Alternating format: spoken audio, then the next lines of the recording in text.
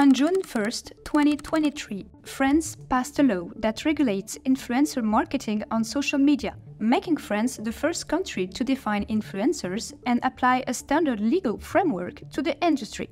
The law, labeled as the Influencer Act, would make it illegal for influencers to create paid content promoting cosmetic surgeries, counterfeits, or volatile financial products.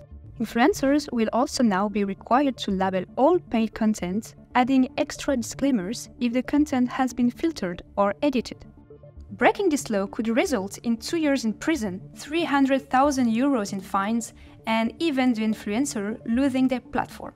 This decisive move by France comes in response to a surge in influencers promoting products such as unstable bitcoins and risky medical practices, leaving hundreds, if not thousands, of viewers misinformed or worse, financially drained.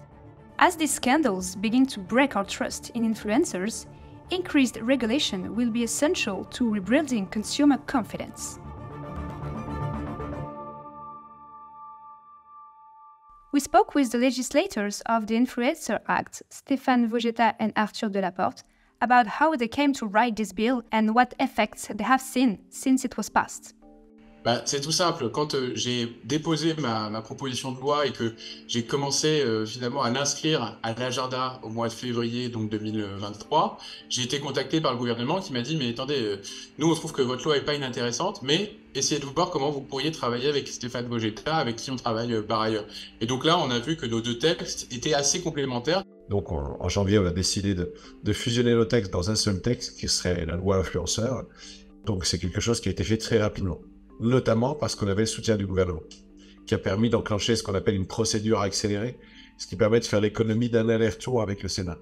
Et c'est vrai qu'il y a eu toute une réflexion sur l'article 1er, c'est-à-dire qui est-ce qu'on régule? L'influenceur, ça peut être tout le monde, ça peut être un responsable politique qui peut avoir une influence. Mais nous, on s'est concentré sur ce qu'on a appelé l'influence commerciale, c'est-à-dire l'influence qui donne lieu à une rémunération. While the Influencer Act was made with the intention of reining in deceptive practices, the bill has affected the industry more broadly. To understand how it has impacted individual influencers, we talked to Camille, a popular fashion and lifestyle influencer. Alors, je vous avoue que quand c'était dans le sujet qu'on en entendait parler, il y avait des points chaque mois à ce sujet-là. Je pense que ça nous a fait tous un petit peu peur. Je pense que ça m'a vraiment été de noter sur tous nos écrans à chaque fois que même un produit était offert qui nous a fait peur parce que en fait c'est vrai que les gens ont tendance à se dire que on est tout le temps payé pour parler de choses et tout, alors que déjà c'est pas le cas. Donc on s'est dit ça va enlever tout naturel à nos stories. Donc je pense que ça a fait peur à tout le monde, vraiment. Ça a un effet important parce que ça transforme le regard des gens, notamment parce que il y a tout un système de coûts induits par la loi, par exemple des frais juridiques, des frais sociaux, puisqu'on va devoir déclarer ces revenus qui vont faire que l'influence est moins rémunératrice, mais plus saine et elle est mieux encadrée. C'est ce qui se passe dès qu'on encadre un secteur finalement. On a une baisse des tarifs, mais aussi on a une professionnalisation. Parce que déjà, ça fait 10 ans que je suis sur les réseaux, 10 ans que j'ai grandi avec ma communauté. Elle me fait confiance depuis tellement d'années que jamais, mais jamais j'aurais pris le risque de communiquer sur une marque où justement, où je perds toute crédibilité ou tout ça pour de l'argent. Finalement, avec le recul, moi, je vois absolument aucun inconvénient. Je comprends qu'il y a eu beaucoup de débordements avec ce métier. Donc finalement, ça permet de tout réguler et je trouve ça super bien.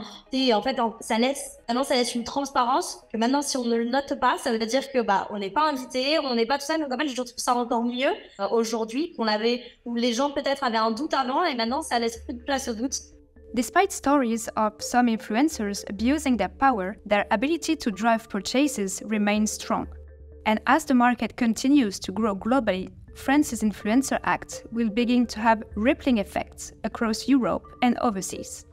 D'intérêt médiatique sur cette loi, on a eu des interviews avec les États-Unis, les Émirats, l'Asie du Sud-Ouest, l'Europe du Nord, etc.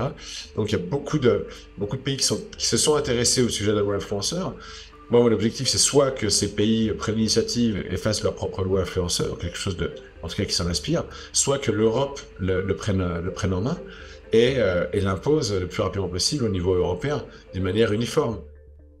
tout a changé, tout a évolué sur ces 10 dernières années, que j'ai aucune idée de ce que ça peut donner dans même un an, mais que ça va continuer de changer, continuer d'évoluer. Des plateformes, franchement, responsabilité, j'aimerais bien leur donner plus de responsabilité, mais est-ce qu'ils sont capables de gérer cette responsabilité, je suis pas sûre. Donc la responsabilité pour moi, elle est complètement du côté de l'influenceur et de la personne qui communique sur les réseaux. Nous, on a tous une responsabilité qui est hyper importante à travers les réseaux quand on communique. With the power of social media influencers coming into question, we can expect more laws to begin holding them accountable for their actions. A new era of responsible influencing awaits.